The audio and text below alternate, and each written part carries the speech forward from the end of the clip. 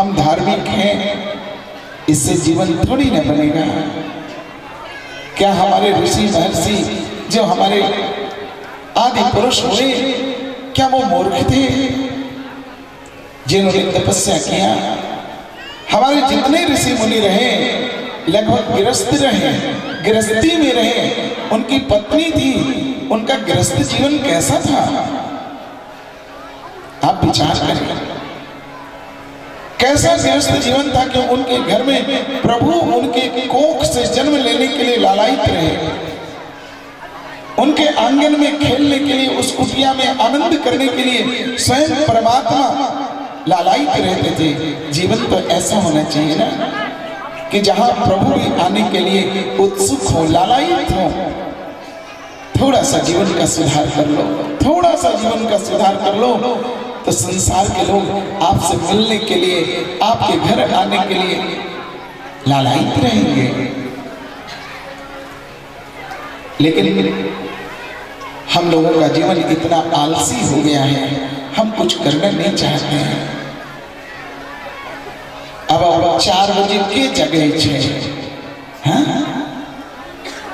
जगने के लिए पहले तो रात में सही से सोना होगा ना, समय से सोना होगा तो समय से नींद खुलेगी।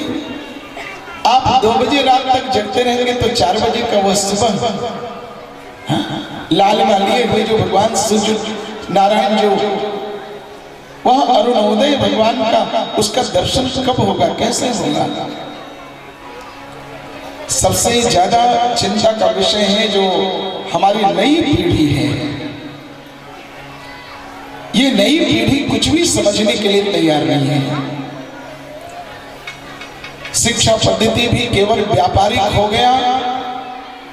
पहले जो गुरुजी लोग अनुशासन में रखते थे विद्यार्थी को, गुरुजी लोग क्या अनुशासन में रखेंगे?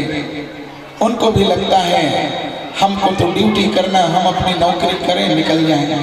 दूसरी बात, पहले के जो अभिभावक होते थे वो गुरुजी के पास जाकर के कहते थे कुछ होए एकरा पढ़े ले छे, एकरा पढ़ाए ले छे गुरुजी, एकरा जे करे ले छे करो लेकिन एकरा पढ़ाए दे। लेकिन आज वैसे अभिभावक भी नहीं है। अगर गुरुजी ने एक छड़ी मार दिया तो दूसरे दिन अभिभावक ही पहुंच गए,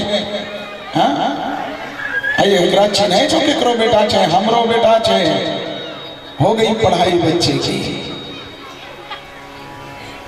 तो शिक्षा पद्धति भी जो पहले, अभी से ज्यादा दिन नहीं, 30-40 साल पहले, वो शिक्षा पद्धति जीरो हो गई, गोल हो गई, वो नहीं है। इसका भी प्रभाव है। लेकिन यह जो विज्ञान ने प्रगति किया है, यह बहुत भयावह स्थिति है। विज्ञान की प्रगति बड़ी सुलभता हो गई, लोगों को लगता है बड़ा आसान हो गया।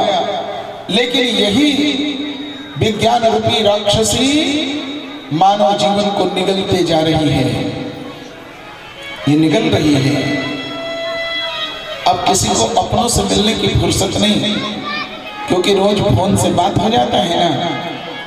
कितना ही फोन से बात कर लो, लेकिन एक बार जाकर के आपस में मिल के देखो कैसा अनुभव होता है।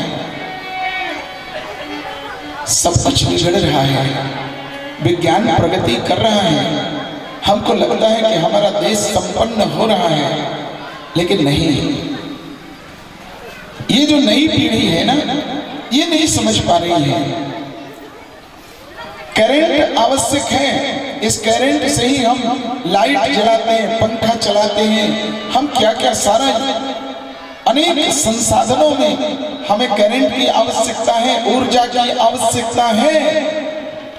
लेकिन इसलिए नहीं यह ऊर्जा है, एनटीपीसी जो बिजली तैयार करती है वो आपके सदुपयोग के लिए, इसके लिए नहीं कि नंगा तार पकड़ के तुम झूल जाओ, तुम प्राण दे दो, नहीं। क्या इसके लिए बिजली पैदा की गई है। लेकिन आज यह जो मोबाइल का जो युग आ गया, ये मानव जीवन को नष्ट कर दिया। आज 30-32 साल के नए नए युवक जो आज रोगी हो गए,